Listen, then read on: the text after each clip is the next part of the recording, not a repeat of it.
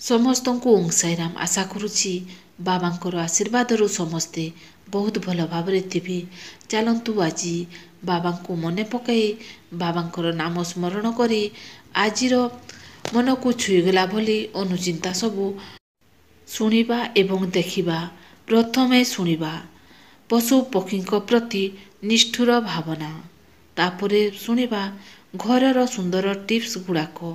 ମନକୁ ଛୁଇଁଗଲା ଭଳି ସୁନ୍ଦର କଥା ସବୁ। ଥରେ ନିଶ୍ଚୟ ଶୁଣନ୍ତୁ। ଯଦି ପସନ୍ଦ ଆସିବ ସବସ୍କ୍ରାଇବ୍କୁ ଟଚ୍ କରିଦିଅନ୍ତୁ ଆଉ ବେଲ୍ ଆଇକନ୍କୁ ଟଚ୍ କରିଦିଅନ୍ତୁ। କାହିଁକି ନା ମୁଁ ଯାହା ବି ଭିଡ଼ିଓ ଅପଲୋଡ଼ କରିବି ସେସବୁର ନୋଟିଫିକେସନ୍ ଆପଣମାନଙ୍କ ପାଖକୁ ପହଞ୍ଚି ପାରିବ ଆଉ ଆପଣମାନେ ଦେଖିପାରିବେ, ଶୁଣିପାରିବେ। ତାହେଲେ ଚାଲନ୍ତୁ ଶୁଣିବା।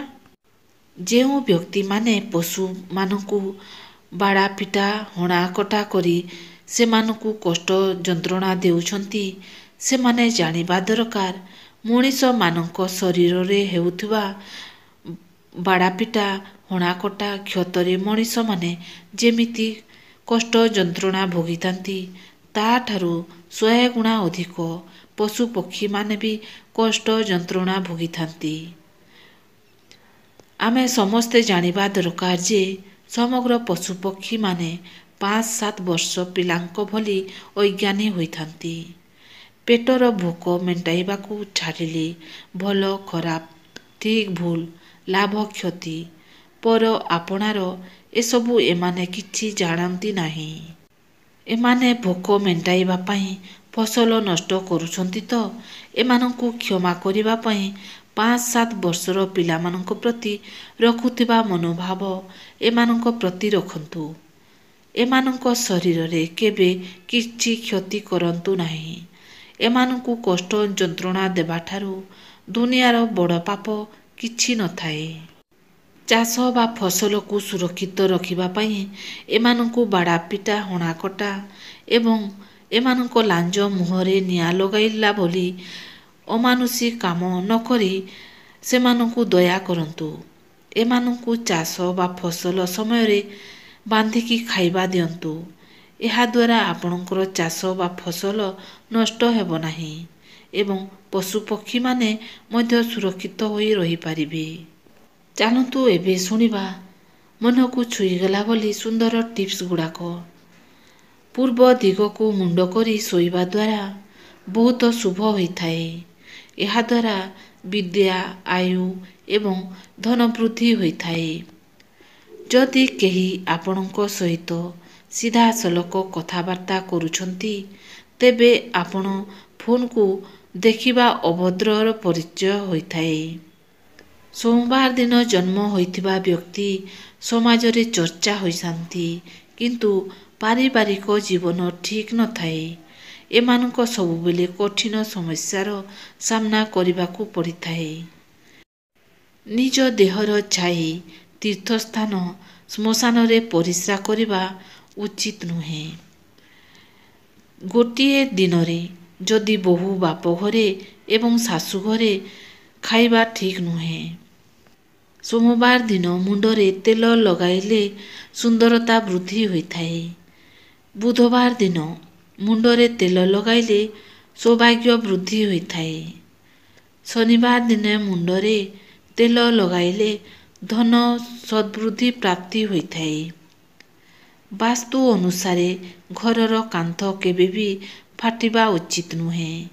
ଏହାଦ୍ୱାରା ପରିବାରର ଲୋକଙ୍କଠାରେ ହାଡ଼ ଗଣ୍ଠି ଅଣ୍ଟାଜନିତ ରୋଗ ସମସ୍ୟା ଦେଖା ଦେଇଥାଏ।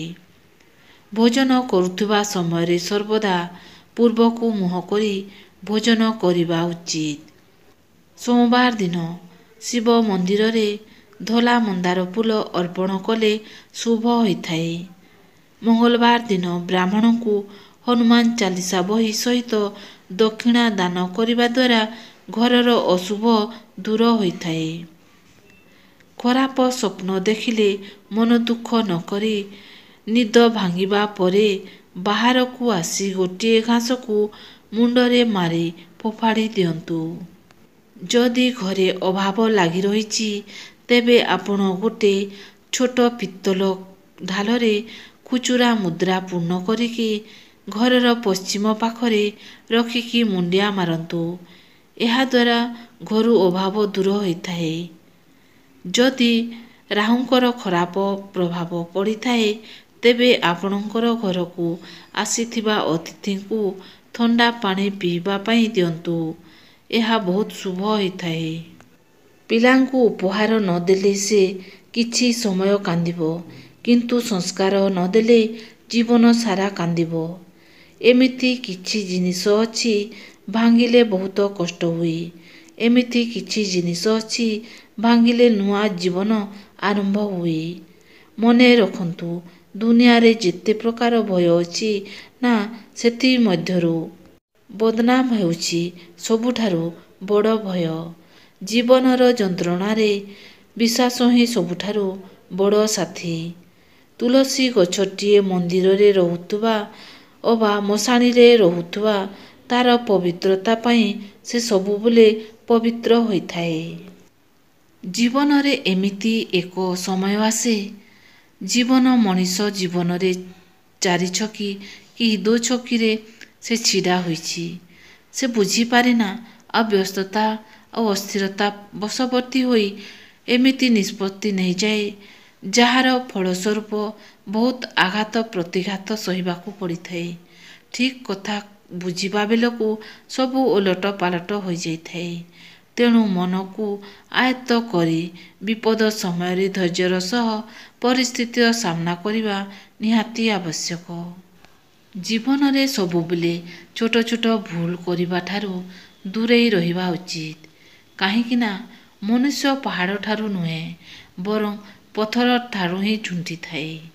ଗରିବ ହେଉ ବା ଧନୀ, ଅପମାନର ଯନ୍ତ୍ରଣାଟା ସମସ୍ତଙ୍କୁ ପାଇଁ ସମାନ ଲାଗିଥାଏ। କାହାକୁ କେବେ କଷ୍ଟ ଦିଅନ୍ତୁ ନାହିଁ କି କାହାକୁ କେବେ ଅପମାନିତ କରନ୍ତୁ ନାହିଁ। ଜୀବନରେ ସବୁ କିଛି କରିପାରିବ, ହେଲେ ଆଶୀର୍ବାଦ କି ଭଲ ପାଇବା କିଣି ହେବ ନାହିଁ। ତାହା ଆମର କର୍ମ ଅନୁସାରେ ଆମକୁ ମିଳିଥାଏ। ଉପଦେଶ ଏମିତି ଏକ ସତ୍ୟ ଯାହାକୁ ଆମେ କେବେବି ଗୁରୁତ୍ୱ ଦେଇ ଶୁଣି ନଥାଉ। ଆଉ ପ୍ରଶଂସା ଏତିକି ଏକ ଧୋକା ଯାହାକୁ ଆମେ ହୃଦୟ ସହ ଧ୍ୟାନ ଦେଇ ଶୁଣିଥାଉ। ଶକ୍ତି ଏବଂ ଅର୍ଥ ଜୀବନର ଫଳ, କିନ୍ତୁ ପରିବାର ଏବଂ ବନ୍ଧୁମାନେ ଜୀବନର ମୂଳ। ଆମେ ଫଳ ବିନା ଚଳିପାରିବା ନାହିଁ, କିନ୍ତୁ ରୁଟ୍ସ ବିନା କଦାପି ଠିଆ ହୋଇପାରିବା ନାହିଁ। ବଡ଼ ଅଜବ ଏ ସମାଜର ରୀତି। ଏଠି ଝିଅକୁ ସମସ୍ତେ କୁହନ୍ତି କି ଘରର ଇଜ୍ଜତ ଖରାପ କରିବୁ ନାହିଁ, କିନ୍ତୁ ପୁଅକୁ କେବେବି କୁହାଯାଏ ନାହିଁ କି କାହା ଘରର ଇଜ୍ଜତ ସହ ଖେଳିବୁ ନାହିଁ। ଜଣେ ମୂର୍ଖ ବ୍ୟକ୍ତିର ଜୀବନରେ ପୁସ୍ତକ ଯେତିକି ଆବଶ୍ୟକ, ଅନ୍ଧ ପାଇଁ ଦର୍ପଣ ସେତିକି ଆବଶ୍ୟକ। କାହାକୁ ପ୍ରପର୍ଟି ଦେଇ ନିଜର ସବୁ ଅଧିକାର ତାଙ୍କ ହାତକୁ ଟେକି ଦିଅ ନାହିଁ। ଟାଇମ୍ ଆସିଲେ ସେ ନିଜ ଇଚ୍ଛା ମୁତାବକ ତୁମକୁ ଅଙ୍ଗୁଳିରେ ନଚେଇ ପାରନ୍ତି। ଯଦି ଆଜିର ଅନୁଚିନ୍ତା ଆପଣମାନଙ୍କୁ ପସନ୍ଦ ଆସିଲା, ତାହେଲେ ସବସ୍କ୍ରାଇବ୍କୁ ଟଚ୍ କରିକି ବେଲ୍ ଆଇକନ୍କୁ ଟଚ୍ କରିଦିଅନ୍ତୁ। କାହିଁକିନା ଏହିପରି ଭିଡ଼ିଓ ସବୁ ଆପଣମାନଙ୍କ ପାଖକୁ ପହଞ୍ଚି ପାରିବ। ତାହେଲେ ରହୁଛି। ଓଁ ସାଇରାମ, ଜୟ ସାଇରାମ।